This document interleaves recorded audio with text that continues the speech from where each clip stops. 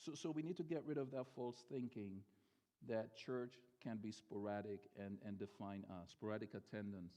Now, there are exceptions when people cannot make church, true. But we shouldn't excuse ourselves. The point here is not excuse ourselves easily for any reason to be absent.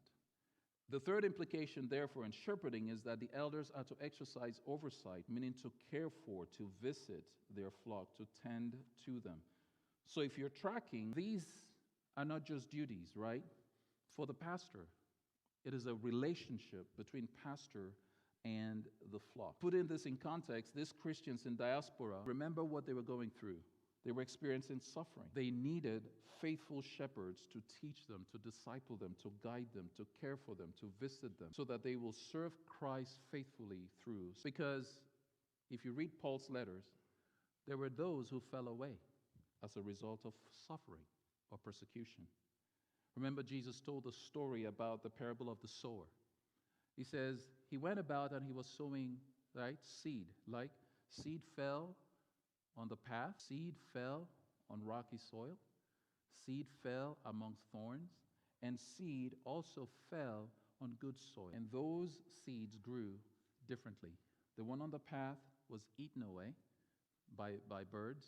He says, before the word was able to take root in the heart, it was snatched away by Satan. So it never established itself. The one on the rocky soil grew, but it was eventually, because it didn't have deep roots, it withered away. The one that grew among thorns was choked up by the cares of the world.